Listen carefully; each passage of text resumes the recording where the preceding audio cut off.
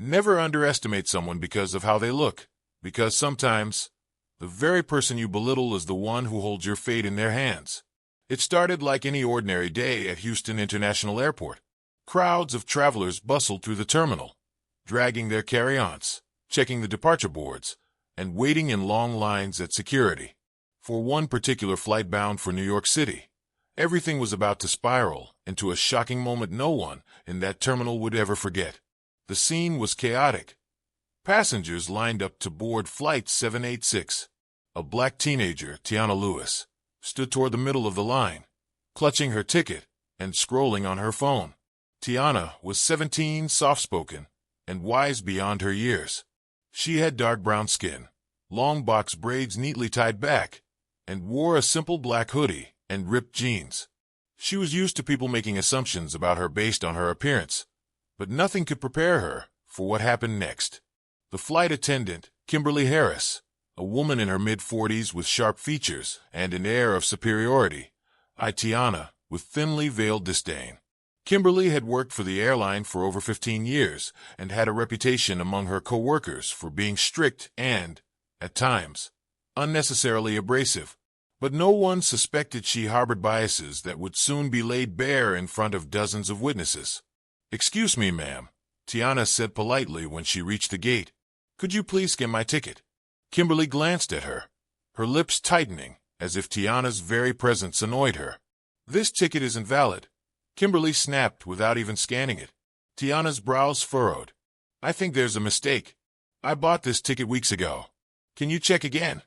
Kimberly huffed, snatched the ticket from Tiana's hand, and dramatically inspected it as if she were looking for a reason to dismiss her. Then, in a moment that silenced everyone around them, Kimberly did the unthinkable. She tore the ticket in half right in front of Tiana. "This is fake," Kimberly declared loudly, her voice sharp and accusatory. "You need to leave the line. You're holding everyone else up." Tiana froze. For a moment, she thought she was dreaming. Was this really happening? People in the line began whispering and craning their necks to see what the commotion was about. Her heart pounded in her chest as embarrassment and confusion washed over her. She opened her mouth to protest, but Kimberly cut her off. "I said leave," Kimberly barked, her tone laced with contempt. "Or I'll call security." That was when Tiana's father, Charles Lewis, appeared. He was standing just a few feet away, having stepped aside to take a phone call. Charles was a man who commanded respect wherever he went. At 48 years old, he was tall and broad-shouldered with a calm yet authoritative demeanor. What most people didn't know, including Kimberly, was that Charles wasn't just any passenger. He was the CEO and majority owner of the very airline Kimberly worked for. Charles had built the airline from the ground up after starting his career as a pilot.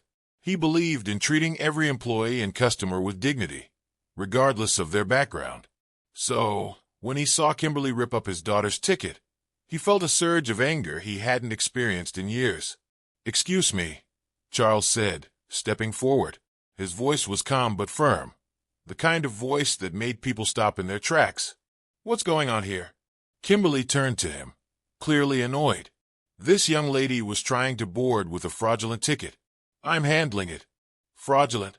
Charles repeated, his eyes narrowing. He looked at Tiana, who was holding back tears, and then back at Kimberly. "Do you know who I am?"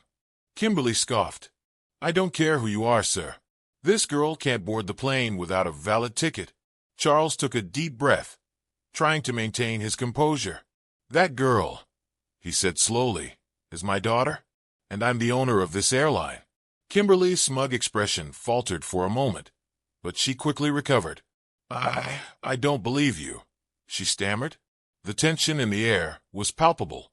Passengers were watching intently, their eyes darting between Charles, Tiana, and Kimberly. Some pulled out their phones to record the interaction, sensing that something big was about to happen. Charles reached into his pocket and pulled out his business card, handing it to Kimberly. "Go ahead," he said, his voice dripping with quiet authority. "Call your supervisor. Verify it. I'll wait." Kimberly stared at the card as if it were a snake. Her face turned pale, and she took an uncertain step back. The reality of her mistake was beginning to sink in. But she wasn't ready to admit defeat just yet. I was just doing my job, she mumbled. Your job, Charles said, his voice rising slightly, is to treat every passenger with respect. Instead, you publicly humiliated my daughter, ripped up her ticket, and accused her of fraud without even checking the facts. Kimberly opened her mouth to respond, but no words came out. She looked around, hoping for some kind of backup, but her co-workers were standing silently, their expressions a mix of shock and discomfort. Tiana finally found her voice. I didn't do anything wrong, she said softly, looking directly at Kimberly. I just wanted to get on the plane. Charles placed a reassuring hand on Tiana's shoulder. You didn't do anything wrong, he said firmly. Then he turned back to Kimberly. I want your supervisor here. Now. At that moment, the airport seemed to hold its breath. Kimberly fumbled with her radio, calling for her manager, her hands shaking slightly. She looked like a deer caught in headlights, and it was clear she was beginning to regret her actions. But for Charles and Tiana, the damage had already been done. As they waited for the supervisor to arrive, Charles leaned down and whispered to Tiana, You okay, sweetheart? Tiana nodded, though her eyes were still brimming with unshed tears. Yeah, I just don't understand why she treated me like that. Charles's jaw tightened. We're going to make this right, he promised. The story had reached its boiling point, and everyone was eager to see what would happen next. What would the supervisor say?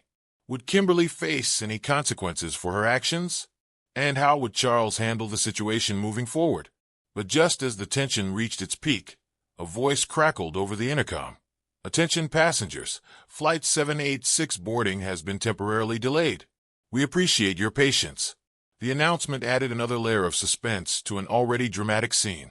Passengers shifted uncomfortably, their curiosity growing by the second.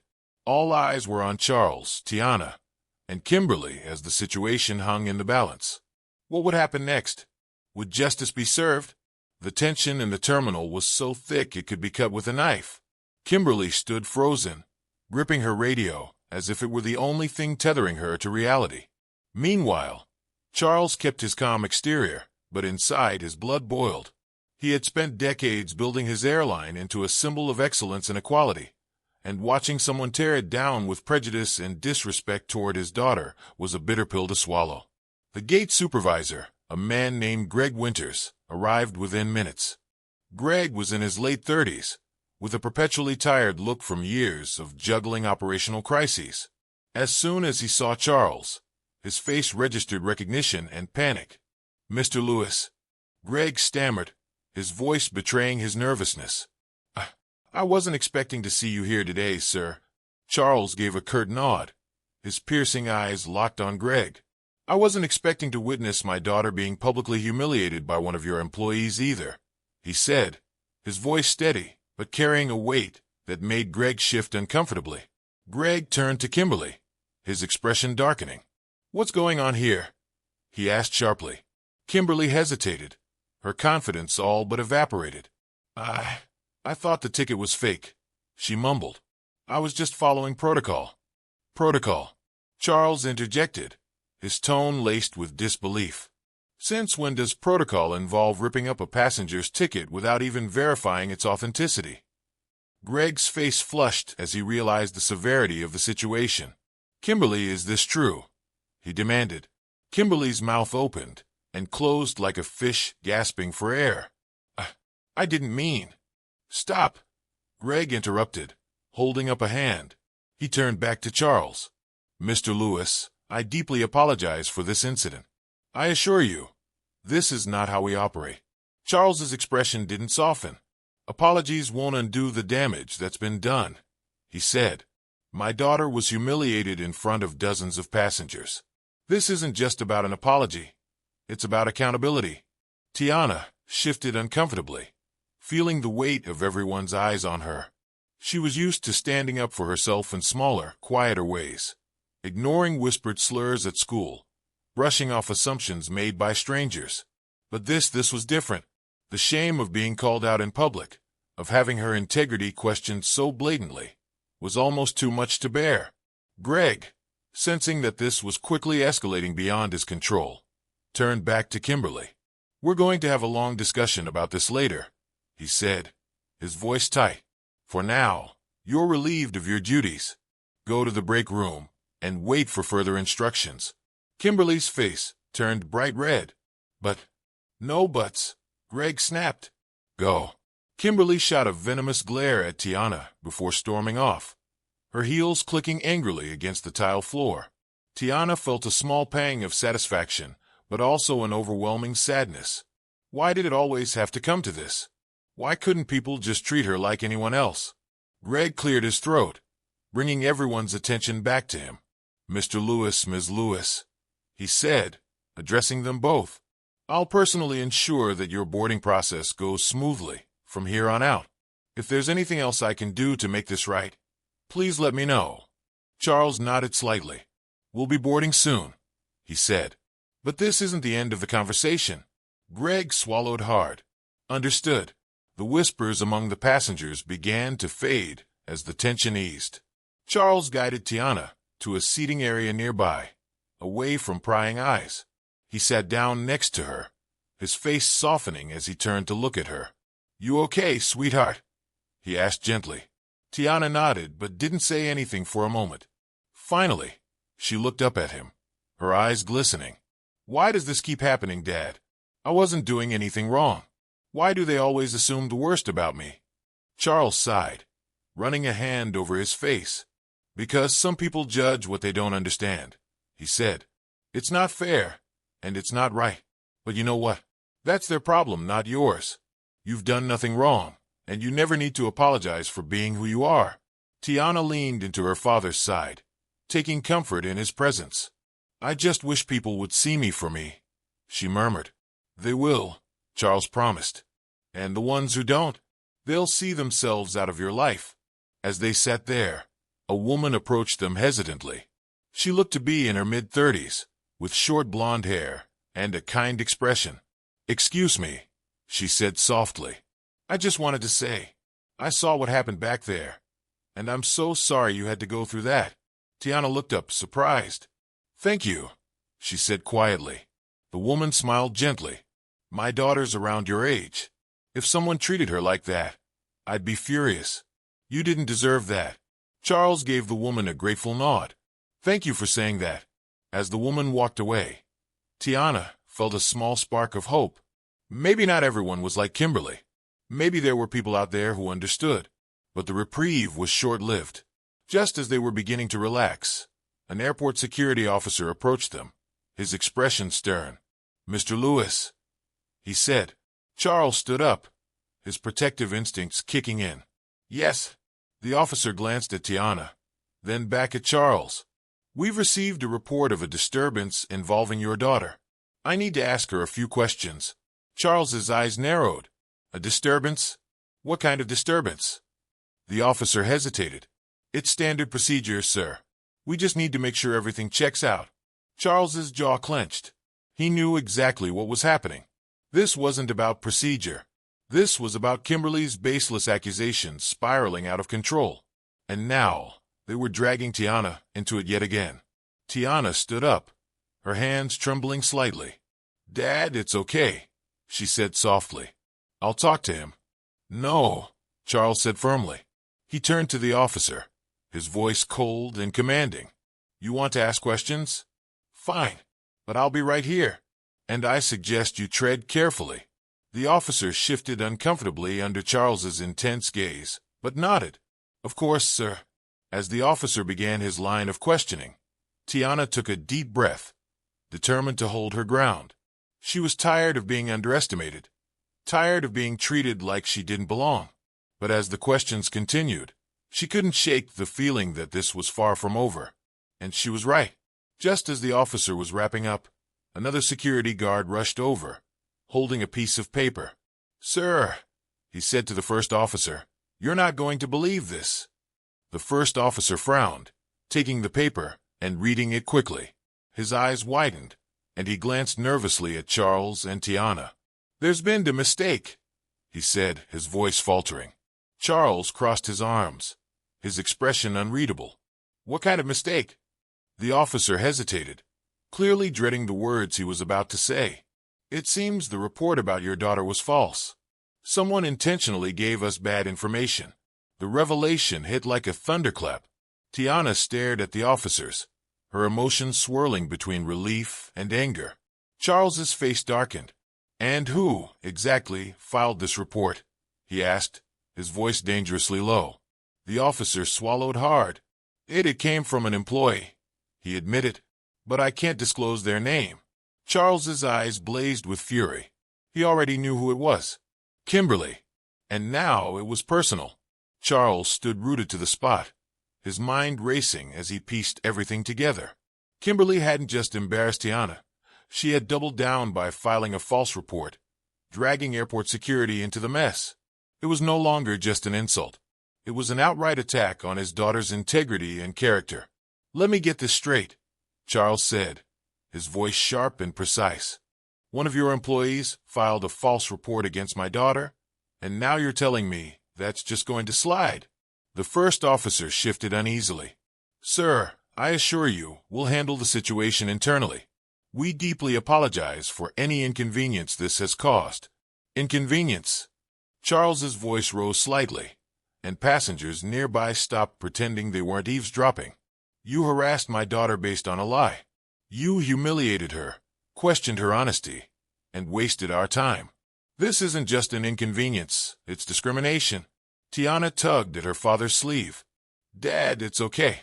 Let's just go," she whispered, not wanting the scene to escalate further. Charles turned to her, his expression softening.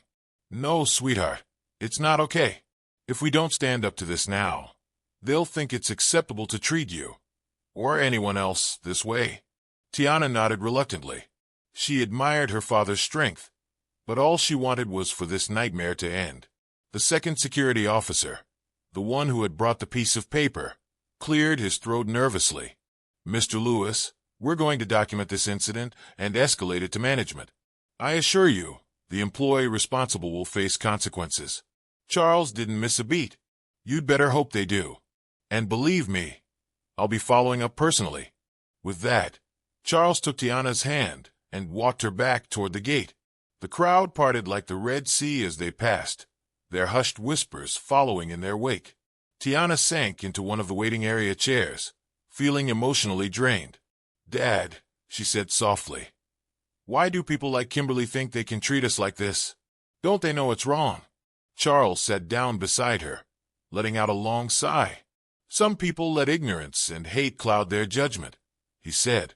"It doesn't matter how wrong they are. They think they're entitled to look down on others. But you know what? It's our job to rise above it." Tiana thought about that for a moment. "But it still hurts," she admitted. "I know it does," Charles said, wrapping an arm around her shoulder. "And it's okay to feel that way. But don't let them dim your light, Tiana. You're stronger than that." Just as Charles was comforting her, Greg, the gate supervisor, approached cautiously. He looked nervous, as if he were stepping onto thin ice. "Mr. Lewis," he began, "I wanted to personally update you on the situation." Charles looked up, his expression unreadable. "I'm listening." Greg cleared his throat. "I've just spoken with HR and the regional manager. Kimberly Harris will be suspended immediately pending a full investigation." Tiana's eyes widened. "Suspended," she repeated, her voice tinged with disbelief.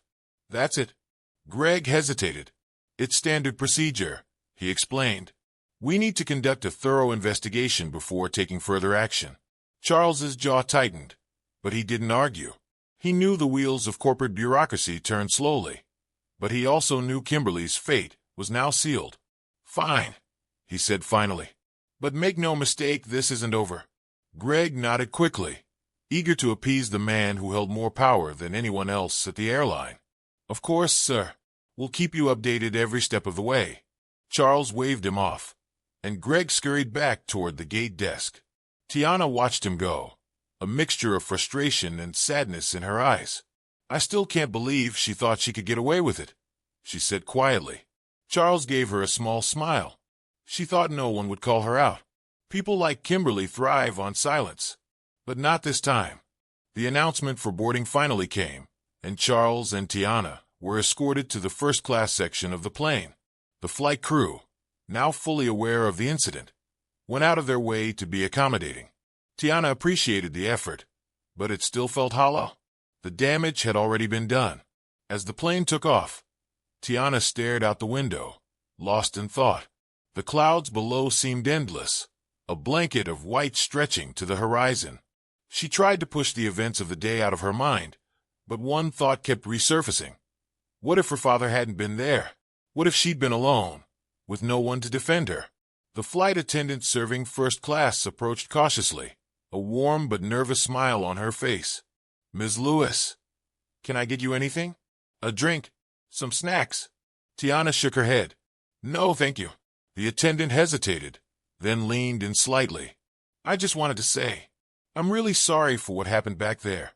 It shouldn't have happened." Tiana managed a small smile. "Thank you." As the flight continued, Tiana slowly began to relax. Her father's presence was reassuring, a constant reminder that she wasn't alone.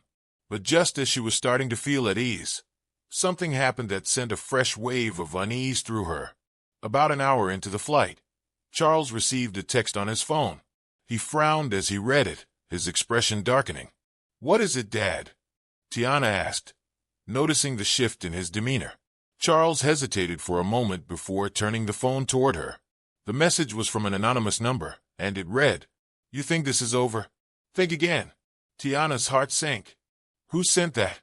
"I don't know," Charles said, his voice low. "But I intend to find out." The message sent a chill down Tiana's spine. Who would go out of their way to send something like that? Was it Kimberly? Or someone else entirely?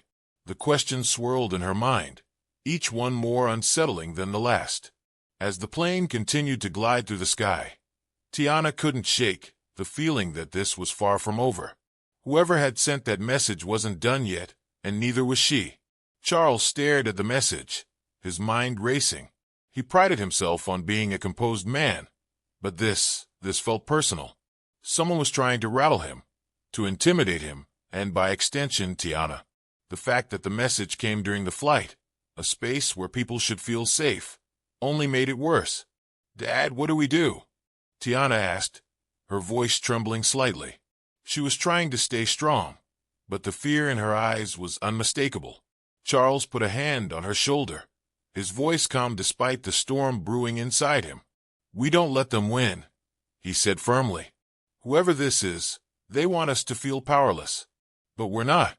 He pulled out his laptop, connected to the in-flight Wi-Fi, and forwarded the message to his team back at the airline's headquarters. Along with it, he added a simple instruction. "Trace this number. I want answers by the time we land." Tiana watched him work, her admiration for her father growing even in the midst of her unease. She'd always known he was a strong and capable man, but seeing him go to bat for her like this reminded her just how much he cared. As Charles closed his laptop, he turned to her with a reassuring smile. "I don't know who's behind this yet, but trust me, we'll get to the bottom of it." Tiana nodded, though the knot in her stomach didn't ease. She leaned back in her seat, trying to distract herself with a movie on the in-flight entertainment system, but her mind kept wandering back to the text. Who would go out of their way to send such a threatening message? And why? About halfway through the flight, Charles's phone buzzed again. This time, it was an email from his head of security, Miles Carter, a former FBI agent who now oversaw all safety and security matters for the airline. Charles opened the message, his eyes scanning it quickly. "The number is unregistered and appears to be a burner phone. We've flagged it for further investigation, but it's unlikely we'll get much more information unless the sender makes another move. Let me know how you want to proceed." Charles frowned. A burner phone meant whoever sent the message was deliberately covering their tracks. This wasn't just some random prank. Someone had gone out of their way to send a veiled threat, and they knew what they were doing. "What does it say?" Tiana asked quietly. Charles hesitated for a moment before showing her the email. "It means they're trying to hide their identity," he explained. "But we'll figure it out." Tiana's heart sank. The idea that someone was going to such lengths to target her was unsettling. She tried to focus on the positives, her father's support, the crew's apologies, but the weight of the situation loomed large. The rest of the flight passed uneventfully, but the tension between Charles and Tiana lingered. When the plane finally landed in New York, they were met by a private security detail waiting at the gate. Miles Carter himself was among them, his tall, imposing figure making him hard to miss. "Mr. Lewis." Miles greeted him with a firm handshake. "Miss Lewis, I'm sorry for everything you've been through today." "Thank you, Miles," Charles said. "Any updates?" Miles shook his head. "Not yet, but we're monitoring the situation closely." As they walked through the terminal, flanked by security, Tiana couldn't help but feel like all eyes were on them. She hated the attention, hated the way people stared as if she were some kind of spectacle. But she knew there was no escaping it. Not until they figured out who was behind all of this. Once they reached the car waiting to take them to their hotel, Charles turned to Miles. "I want round-the-clock surveillance on that number," he said. "If the sender so much as breathes, I want to know about it." Miles nodded. Understood. The drive to the hotel was quiet, the tension in the air almost suffocating. Tiana stared out the window, watching the city lights blur together as they sped through the streets. She had always loved New York, the energy, the diversity, the feeling that anything was possible. But now, it felt tainted. The threat hanging over her head made it hard to enjoy the city she once adored. When they arrived at the hotel, the staff greeted them with the utmost courtesy, clearly aware of who Charles was. They were escorted to the top-floor suite, where Charles immediately began making calls. Tiana, meanwhile, retreated to the bedroom, hoping to find some solace in the quiet. But as she sat on the edge of the bed, staring at her reflection in the mirror closet doors, the weight of the day finally caught up with her. Tears spilled down her cheeks, silent and unrelenting. She hated crying, hated feeling vulnerable, but she couldn't hold it in any longer. A soft knock on the door broke her out of her thoughts. "Tiana," her father's voice called gently. "Can I come in?" She wiped her face quickly, trying to compose herself. "Yeah." Charles stepped inside, his expression softening when he saw her red, puffy eyes. "Oh, sweetheart," he said, sitting down beside her. "I'm so sorry you're going through this." "It's not your fault," she said quietly, her voice trembling. I don't understand why people hate us so much. What did I do to deserve this?" Charles took a deep breath, his heart breaking for his daughter. "You didn't do anything to deserve this," he said. "There are people in this world who hate what they don't understand. They see someone like you smart, strong, beautiful, and they feel threatened. But that's their problem, not yours." Tiana leaned her head on his shoulder, finding comfort in his presence. "I just want it to stop," she whispered. "It will," Charles promised. "We'll get through this together." But even as he said the words, Charles couldn't shake the feeling that things were far from over. The text message, the burner phone, Kimberly's actions, everything pointed to a larger issue, one that wouldn't be solved with a single suspension or apology. And just as he was about to reassure Tiana again, his phone buzzed on the nightstand. He glanced at the screen, his expression darkening when he saw another message from the same unregistered number. "This isn't over. You'll wish you stayed quiet." Charles's hand clenched into a fist as he read the words. Whoever was behind this wasn't backing down, and neither was he. Charles stared at the glowing text on his phone, his jaw tightening as the words repeated in his mind. "This isn't over. You'll wish you stayed quiet." It was a direct challenge, one he couldn't ignore. Whoever was behind this wasn't just targeting Tiana. They were trying to send a message, and Charles was determined to make sure it was the last one they ever sent. Tiana, noticing the shift in her father's demeanor, sat up straighter. "Is it them again?" she asked, her voice barely above a whisper. Charles nodded, his face calm but his eyes burning with intensity. "Don't worry about it, sweetheart," he said, slipping his phone into his pocket. "Let me handle this." Tiana wasn't convinced. She could see the way his hands tightened into fists, the way his normally calm voice carried an edge. But she also knew better than to push him when he was in protective mode. "Okay," she said softly, though the unease in her chest didn't subside. Charles walked out of the bedroom and into the suite's living room, where Miles Carter was stationed with his laptop open and a phone pressed to his ear. The former FBI agent glanced up as Charles entered, reading his expression instantly. "Another message?"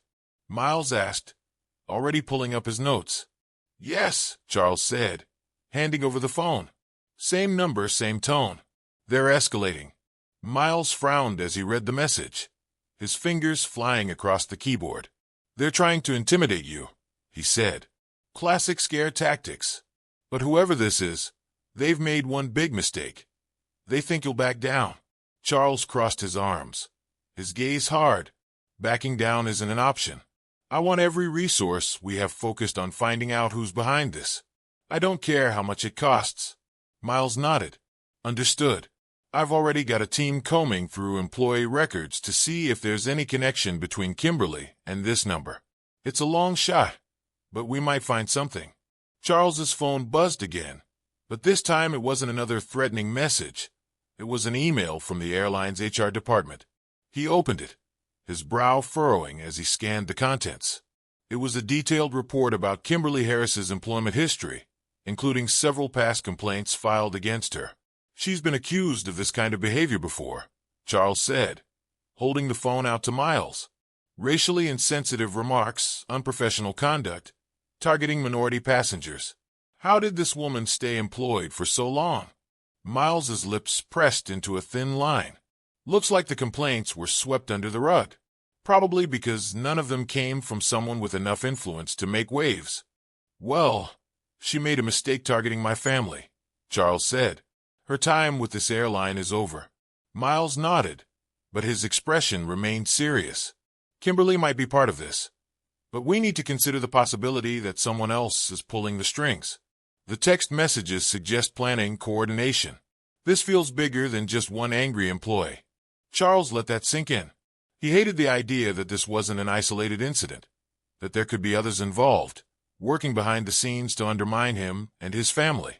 But he wasn't about to let fear dictate his actions. "Keep digging," Charles said.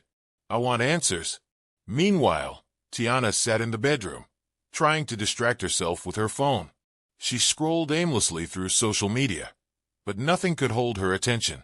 Her thoughts kept drifting back to the events of the day. The humiliation at the gate, the false report, the chilling messages. She felt like a target, like no matter what she did, someone was always waiting to knock her down. Her phone buzzed, pulling her out of her thoughts. It was a text from her best friend, Lauren. "Lauren, hey, are you okay? I saw some videos online." Tiana's stomach dropped. "Videos," she whispered to herself. She quickly opened the link Lauren had sent, and her heart sank further. It was a recording of the incident at the gate, taken by a passenger who had witnessed Kimberly tearing up her ticket. The video had already gone viral. The caption read, "Flight attendant tears up black girl's ticket, accuses her of fraud. Her dad owns the airline, #racism, #accountability." Comments flooded the post, some expressing outrage at Kimberly's actions, others questioning if the story was real. Tiana scrolled through them, feeling a mix of anger, embarrassment, and vulnerability. Lauren texted again. "I can't believe that happened to you. Are you okay? Do you need anything?" Tiana replied, "I'm fine. Just overwhelmed. Thanks for checking in." She put her phone down, her chest tight. The video meant the story was no longer just their private nightmare. It was now public, open for the world to dissect and debate. The thought made her feel exposed, like she was standing in the middle of a crowded room with no way to escape. Back in the living room, Miles's phone buzzed with an alert. He glanced at the screen and frowned. "Charles," he said, "you need to see this." Charles walked over, his eyes narrowing as Miles showed him the viral video. "It's already out there," Miles said. "Millions of views, thousands of comments. The media is going to pick it up soon, if they haven't already." Charles exhaled slowly, his mind racing. On one hand, the video could work in their favor, drawing attention to the injustice Tiana had faced. On the other hand, it could also escalate the situation, especially if the person behind the threat saw it as a challenge. "This changes things," Charles said. "We need to get ahead of it." Miles nodded. "Agreed. I'll contact the PR team, have them draft a statement. But we need to be careful. This kind of exposure can be a double-edged sword." As the two men strategized, Charles's phone buzzed again. This time, it was a call from an unknown number. He hesitated for a moment before answering. "Hello." A distorted voice crackled on the other end. "You think going public will protect you?" The voice sneered. "You've only made things worse for yourselves." Charles's grip on the phone tightened. "Who is this?" The caller chuckled darkly. "Let's just say I'm someone who knows how to make people like you pay for thinking you're untouchable. You should have stayed quiet, Mr. Lewis. Now everyone's watching, and you're going to regret it." The line went dead before Charles could respond. He lowered the phone slowly, his jaw clenched. "It's them," he said, turning to Miles. "And they're not done." Miles's face hardened. "We'll find them," he promised. "Whoever they are, they've underestimated what we're capable of." But as the night wore on, Charles couldn't shake the feeling that the situation was spiraling out of control. The viral video, the anonymous threats, the systemic failures that allowed someone like Kimberly to operate unchecked. It was all connected, and he was determined to uncover the truth. Because one thing was certain, this wasn't just about Tiana anymore. It was about exposing the rot beneath the surface and ensuring it never hurt anyone else again. The morning sun spilled into the suite, but for Charles and Tiana, it felt like the calm before a storm. Despite the soft glow of daylight, an uneasy tension hung in the air. Charles hadn't slept much, his mind consumed with piecing together the puzzle of who was targeting his family and why. Tiana, though exhausted, had barely managed to close her eyes after watching the viral video spread like wildfire. Charles sat at the small dining table, sipping his coffee as he scanned his phone. The video had exploded overnight, dominating headlines and trending across multiple social media platforms. Phrases like #JusticeForTiana and #accountability now filled the digital space, with influencers, activists, and even celebrities weighing in. But alongside the support were the inevitable waves of trolls and skeptics. Comments like, "She's just playing the victim," and "People always pull the race" card popped up in the threads, stirring anger in Charles's chest. He put his phone down with a sigh, looking over at Tiana, who sat quietly on the couch, staring out the window. "You okay, sweetheart?" he asked gently. Tiana shrugged, her voice soft. "I don't know. I feel exposed, like my whole life is on display, and everyone has something to say about it." Charles walked over and sat beside her, placing a comforting hand on her shoulder. "I know it feels overwhelming right now, but remember, the truth is on your side, and the people who are supporting you far outweigh the ones trying to tear you down." Tiana nodded, though her expression remained troubled. "I just don't understand why people are so quick to defend someone like Kimberly. She ripped up my ticket, humiliated me, and lied about me to security. And they're still acting like I'm the problem. Because they don't want to face the truth," Charles said. "Admitting Kimberly was wrong forces them to confront their own biases, their own complicity. It's easier for them to deny it than to change." Tiana let out a long breath. "I wish I could just fast forward through all of this." Charles smiled faintly. "I wish I could protect you from it. But sometimes, the only way out is through." Later that morning, Charles received an update from Miles. They met in the suite's living room, where Miles spread out a series of documents and screenshots on the coffee table. His expression was serious, but there was a glimmer of progress in his eyes. "We've traced the burner phone's activity," Miles began. "While the number itself is unregistered, we were able to track where it was purchased, a convenience store in Houston." Charles leaned forward. "That's a start. Did the store have security cameras?" "They did," Miles confirmed. "We've already requested the footage. We should have it within the next few hours." "And what about Kimberly?" Charles asked. "Has she said anything?" Miles shook his head. "She's been suspended pending the investigation, but she's refusing to talk. My gut tells me she's not smart enough to orchestrate something this coordinated, but she might know who is." Charles rubbed his chin thoughtfully. "Keep pressing her. I don't care what it takes. She's not walking away from this unscathed." Miles nodded. "Understood. There's one more thing you should know." He hesitated, his tone shifting. "We've received another anonymous email. It's unsettling." He handed Charles a printout of the message, and as Charles read it, his stomach churned. "Your little crusade ends now. If you keep pushing, there will be consequences. You've been warned." Charles's grip on the paper tightened. "They're trying to scare us into silence," he said, his voice low. "But all they're doing is giving me more reason to keep fighting." "Exactly," Miles agreed. "But we need to be careful. Whoever this is, they're watching closely. They know what they're doing." As the day wore on, Tiana tried to distract herself by scrolling through her phone. But every post about the incident felt like a dagger. The video had become a rallying cry for some and a lightning rod for others. Her name was everywhere, and while some messages were supportive, others were cruel and dehumanizing. Just as she was about to put her phone down, she received a text from Lauren. "Hey, there's something you need to see." Tiana hesitated before opening the link Lauren had sent. It led to a blog post filled with conspiracy theories about her family. The article accused Charles of fabricating the entire incident for publicity, claiming he had staged the altercation to boost his airline's reputation. Tiana's hands trembled as she read the baseless accusations, her chest tightening with anger and frustration. "Dad," she called out, her voice shaky. Charles rushed over, concern etched across his face. "What's wrong?" Tiana handed him the phone. "Look at this," she said, her voice cracking. "They're saying we made it all up." Charles read the article, his expression darkening with every word. "This is nonsense," he said firmly.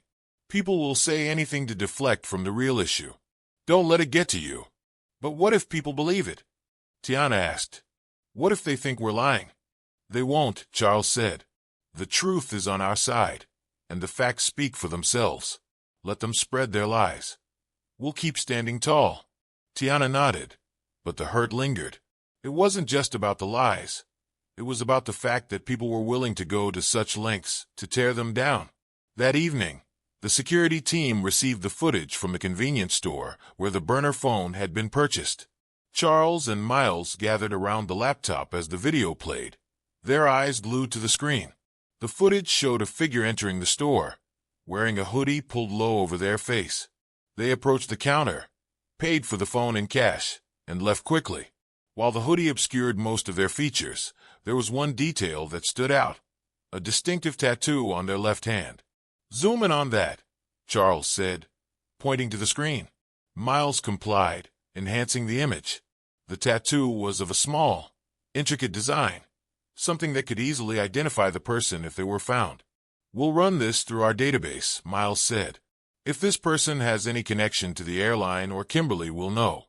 Charles nodded, a glimmer of hope flickering in his chest. It wasn't much, but it was a lead, and he was determined to follow it to the very end. As the night deepened, Charles sat by the window, staring out at the city lights. The threats, the lies, the relentless scrutiny. It was all exhausting. But as he thought about Tiana, about the pain she'd endured, his resolve hardened. He wouldn't stop until the truth was exposed and justice was served. Because whoever was behind this had underestimated one crucial thing: the strength of a father's love. The following morning, Charles awoke with a renewed sense of determination. The blurry image of the tattoo from the convenience store footage replayed in his mind.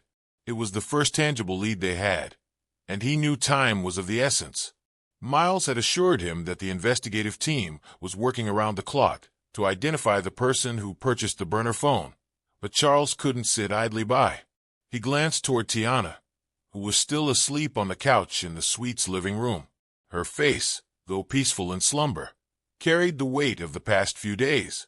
She had been thrust into a storm of scrutiny and malice through no fault of her own, and Charles was determined to shield her from any further harm. As Charles sipped his morning coffee, Miles walked into the suite, a laptop tucked under his arm. "We've made progress," he announced without preamble. Charles straightened in his chair. "Tell me." Miles set the laptop down on the dining table and opened it, revealing a still image of the tattoo. "We ran the design through several databases and cross-referenced it with airline employees, contractors, and anyone who's had any professional dealings with the company. And," Charles prompted, leaning in closer. "We got a match," Miles said, his voice low but charged with energy. He clicked to reveal a profile.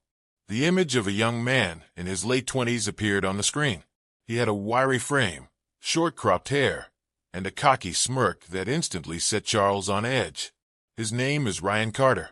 He's a baggage handler for the airline. Been with the company for 3 years. Charles frowned. Ryan Carter, is he related to Kimberly Harris? Miles nodded. Yes. He's her nephew. We cross-referenced his work schedule with the date of the incident, and it lines up. He was working the same shift as Kimberly when all of this went down. It's highly likely she brought him into this. Charles exhaled slowly, processing the new information. So it wasn't just Kimberly acting alone, he said. This was coordinated. Exactly, Miles confirmed. We also checked Ryan's social media activity. He hasn't posted much, but we found some private messages where he complains about the airline giving preferential treatment to minority employees. He's clearly bitter, and it seems like Kimberly stoked that fire. Charles's jaw tightened. The pieces were starting to fit together, but the bigger picture was even more disturbing than he'd imagined. This wasn't just about one isolated incident. It was about deep-seated resentment and prejudice bubbling to the surface in a way that directly targeted his family. What's our next move? Charles asked. Miles hesitated for a moment before replying. I'd recommend escalating this to law enforcement.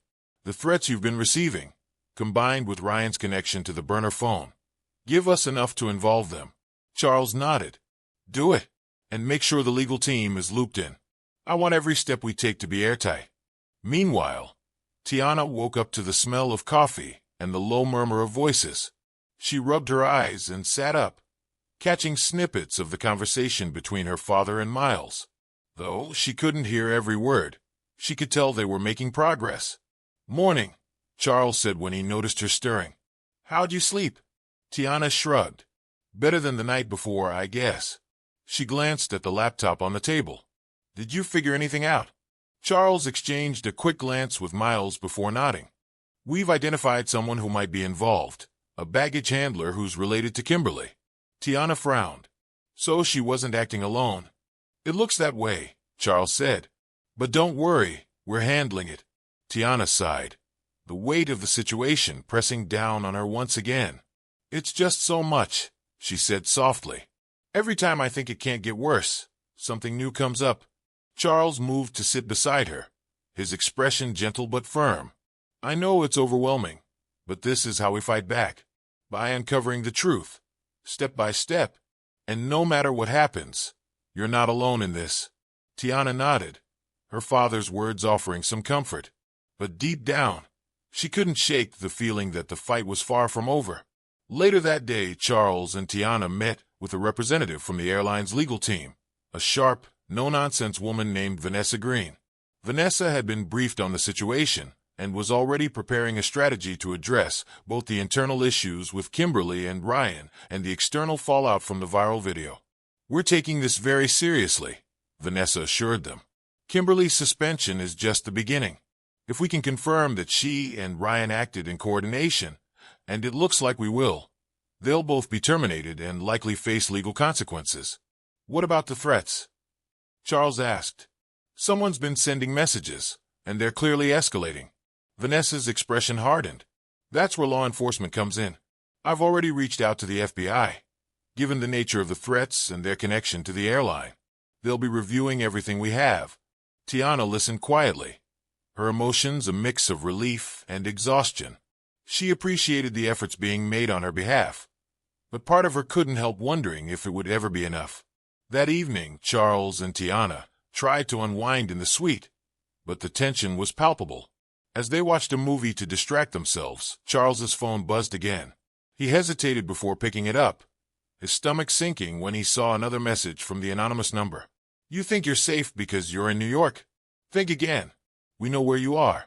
Charles's hands clenched around the phone, and he immediately forwarded the message to Miles and Vanessa. They're watching us, he said grimly, his voice tight with anger. Tiana's eyes widened. What do they want? She whispered. I don't know, Charles admitted. But whoever they are, they've underestimated us. He called Miles, who answered on the first ring. We got another message, Charles said. They're claiming they know where we are.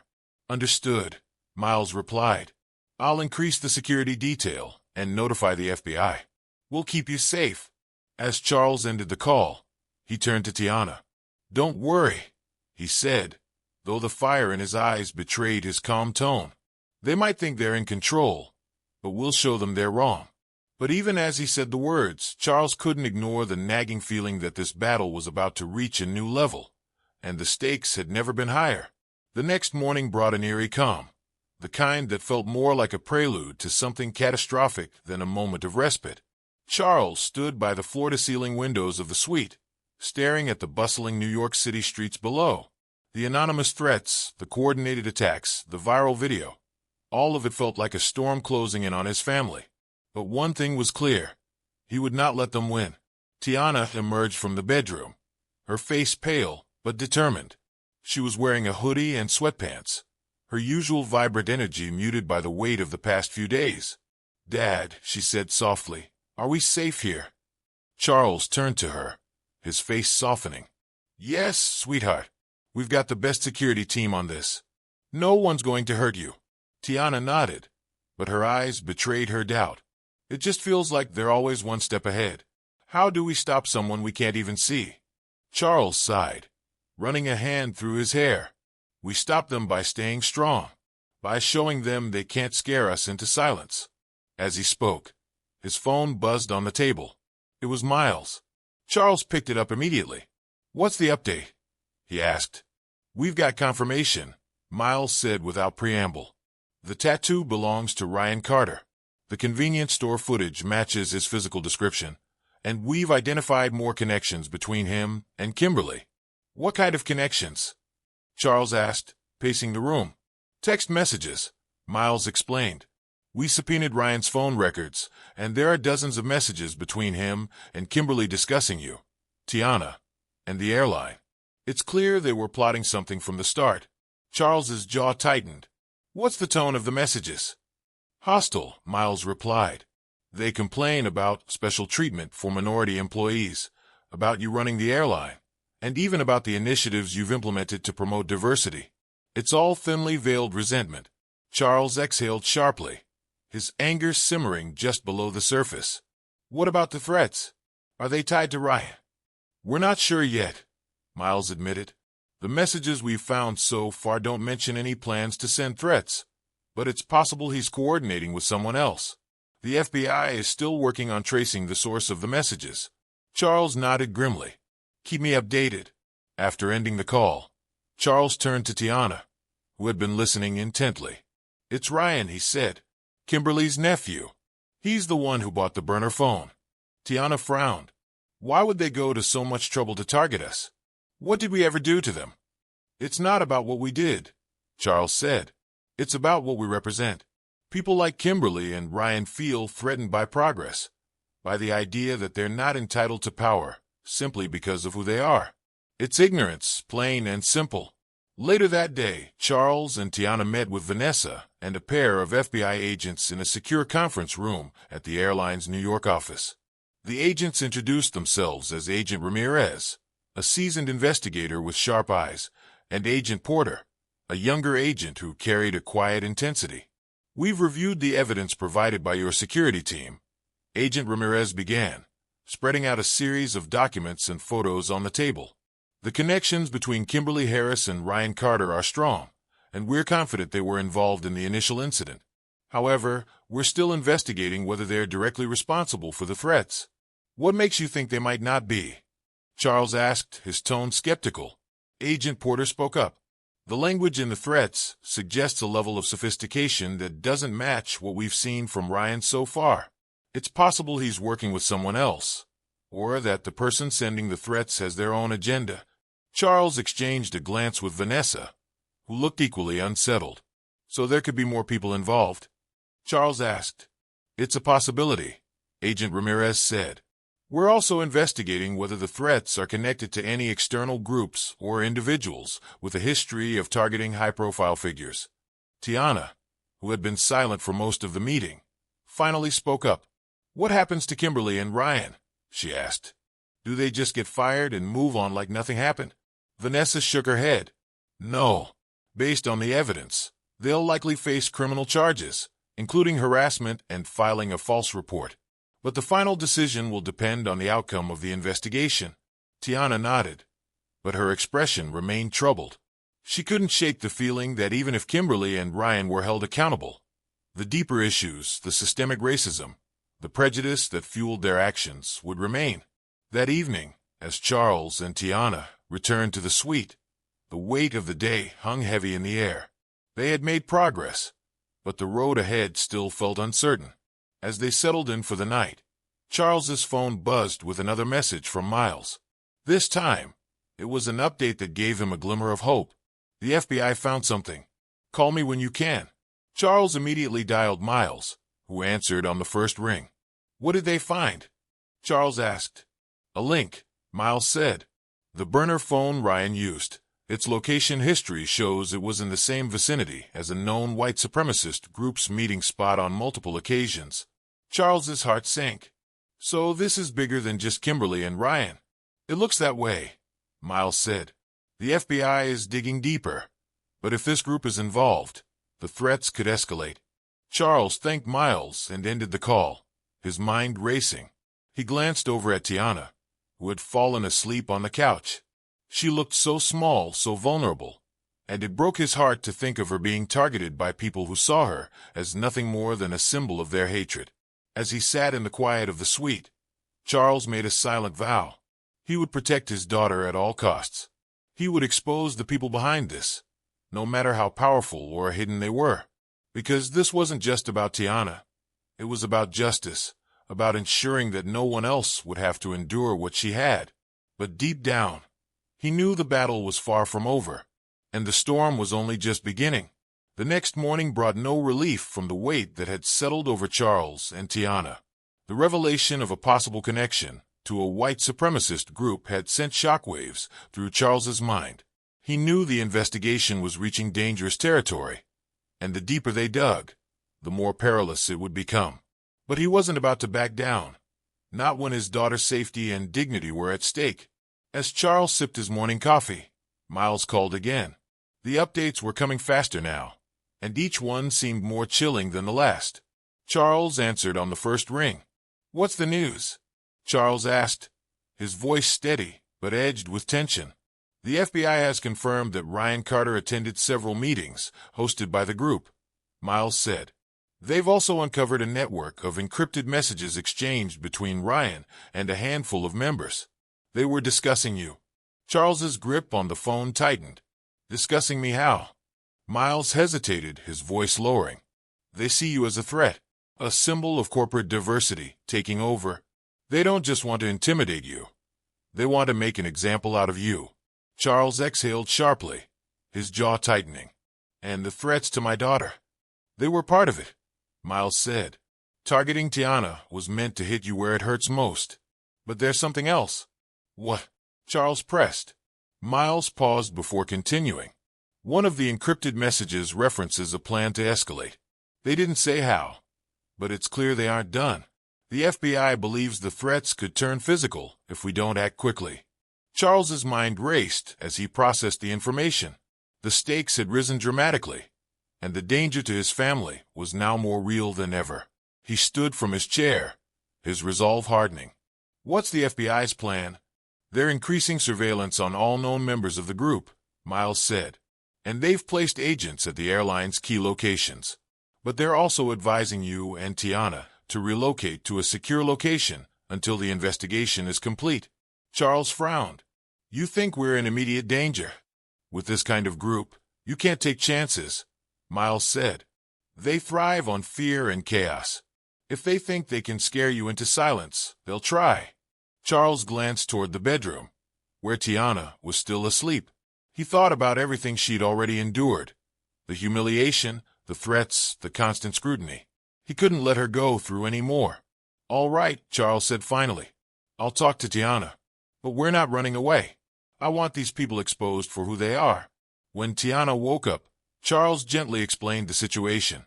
He told her about the group, the encrypted messages, and the FBI's advice to move to a secure location. Her initial reaction was one of disbelief. So now we have to leave? She asked, her voice tinged with frustration. They get to keep living their lives, and we're the ones who have to hide. Charles placed a hand on her shoulder. I know it's not fair, sweetheart. But this isn't about giving up. It's about staying safe while we fight back.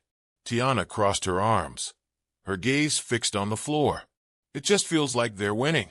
They're not, Charles said firmly. Every step we take brings us closer to the truth. And when this is over, they'll be the ones who have to face the consequences, not us. Tiana nodded reluctantly, though her frustration lingered. She hated the idea of running, but she trusted her father. If he thought this was the best move, she would follow his lead. By the afternoon, arrangements had been made to move Charles and Tiana to a secure property outside the city. The location was owned by the airline and equipped with state-of-the-art security systems, including 24/7 monitoring and a private security team. It wasn't the life they were used to, but it offered a level of protection that gave Charles some peace of mind. As they packed their belongings, Charles received another call from Miles. "We got something new," Miles said. One of the group members slipped up. "What do you mean?" Charles asked. "The FBI intercepted a conversation between two members," Miles explained. One of them mentioned a specific name, Mark Tillman. He's a high-ranking member of the group, and he has a history of organizing targeted harassment campaigns. Charles furrowed his brow. "Do we know where he is?" "We're working on it," Miles said.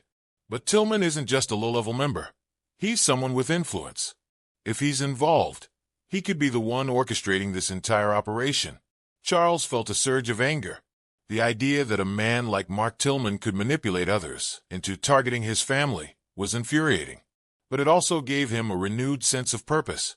If they could bring Tillman down, it might be enough to dismantle the entire operation.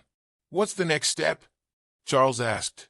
"The FBI is preparing to raid one of the group's known meeting spots," Miles said. "They're hoping to find evidence that ties Tillman directly to the threats." "When?" Charles asked. "Tonight," Miles replied. "I'll keep you updated as soon as I hear more." As evening fell, Charles and Tiana arrived at the secure property. The house was nestled in a quiet, wooded area, far removed from the chaos of the city. Security guards patrolled the perimeter, and cameras monitored every angle of the property. It was a fortress, but it still felt like a cage. Tiana sat on the couch, scrolling through her phone in silence. She had stopped reading the comments on the viral video. It was too overwhelming, but she couldn't escape the feeling of being watched. Every beep of her phone, every creak of the house, made her jump. Charles sat beside her, trying to think of the right words to say. "I know this isn't easy," he began, "but I promise you, we're going to get through this." Tiana looked at him, her eyes filled with a mix of fear and determination.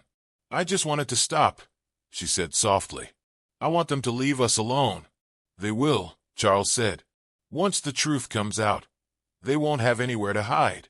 But even as he said the words, his phone buzzed with another notification. This time, it wasn't a threat. It was a message from Miles. "The raid is happening. Agents are moving in on Tillman's location." Charles's heart raced as he read the message. The moment they had been waiting for was finally here. But as he stared at the screen, another message came through, and this one sent a chill down his spine. "We've received a new threat. They know about the secure property." Charles stood abruptly, his mind racing. "Tiana, grab your things.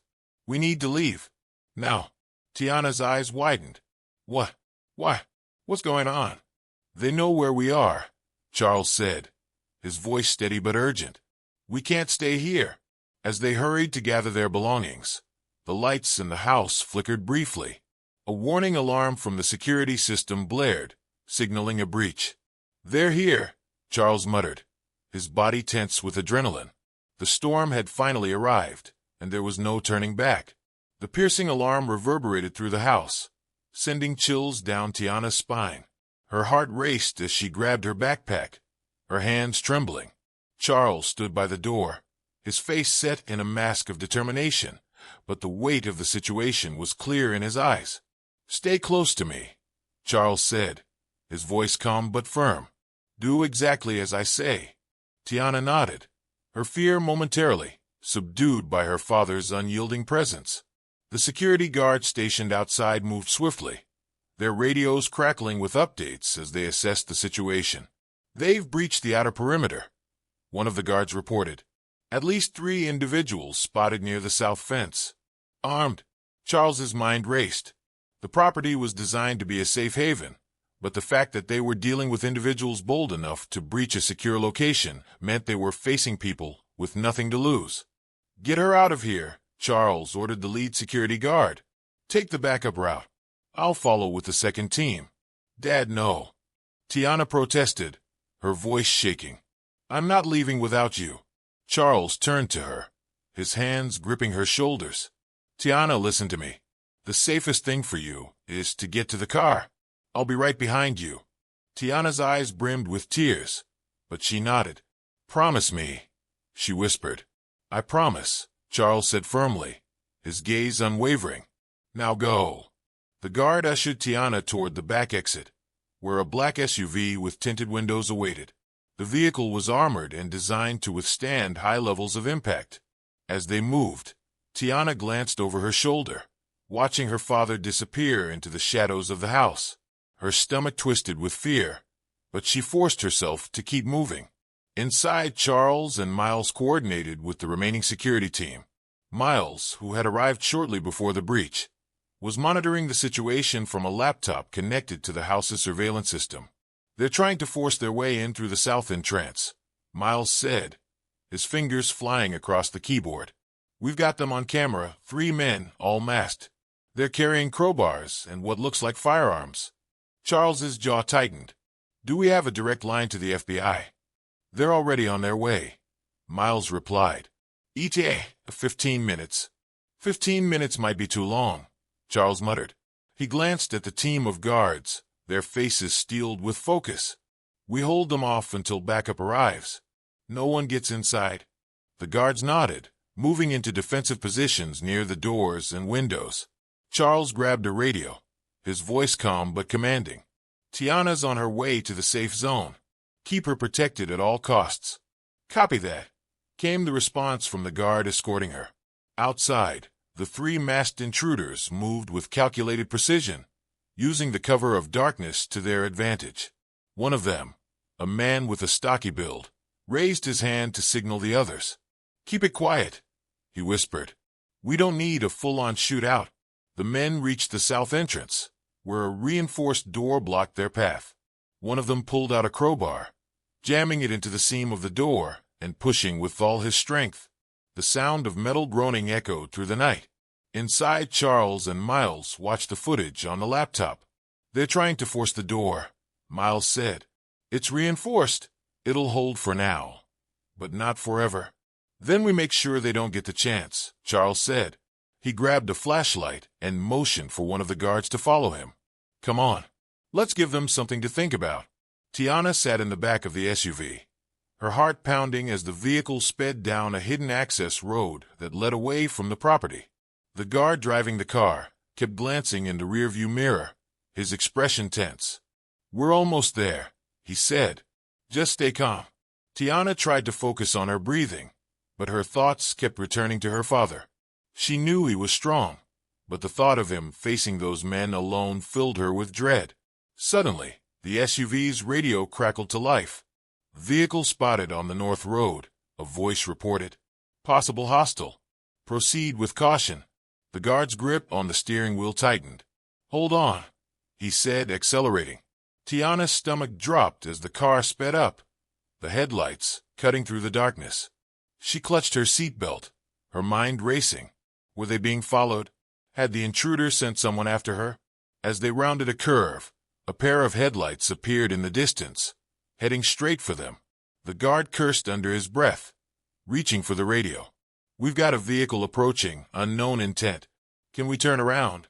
Tiana asked, her voice trembling. "Not yet," the guard replied. "If they're hostile, we don't want to lead them to the safe zone." The 2 vehicles closed the distance rapidly. The other car, a dark sedan, swerved suddenly, blocking the SUV's path. The guard slammed on the brakes, the tires screeching as the SUV came to a stop. "Stay in the car," the guard ordered, reaching for his weapon. "Lock the doors. Don't open them for anyone but me." Tiana nodded, her hands shaking as she engaged the locks. She watched as the guard stepped out of the car, his gun drawn and approached the sedan. The driver's side window of the sedan rolled down, revealing a man with a smug expression and a tattoo on his left hand. The same tattoo they had seen in the surveillance footage. Tiana's breath caught in her throat. It was Ryan Carter. "What are you doing here?" the guard demanded, his gun trained on Ryan. Ryan smirked, holding up his hands in mock surrender. "Relax," he said. "I'm just here to talk." "You're trespassing," the guard said. "Turn your car around and leave." Ryan's smirk widened. "Oh, I'm not trespassing. I'm delivering a message." Before the guard could respond, Ryan reached into his jacket. The guard raised his weapon, but Ryan was faster. He pulled out a small device and pressed a button. Behind them, the SUV's back tires exploded with a deafening bang, sending the vehicle lurching sideways. Tiana screamed, her ears ringing from the blast. Ryan chuckled darkly. "Message delivered," he said, revving his engine before speeding away into the night. Back at the house, Charles and the security team held their ground as the intruders tried in vain to breach the south door. But just as the FBI's arrival seemed imminent, a series of explosions rocked the property. "Explosives!" Miles shouted, ducking as a window shattered nearby. Charles's mind immediately went to Tiana. He grabbed his radio, his voice urgent. "Status on Tiana? Is she safe?" There was a pause, then a crackling response. "We've been hit, vehicle disabled, it's Ryan Carter." Charles's blood ran cold. "Get her out of there. Now." But even as he gave the order, Charles knew the battle was no longer just about defending themselves. The people behind this weren't going to stop, not until they were exposed, or until they had inflicted as much pain as possible. And Charles wasn't about to let it end that way.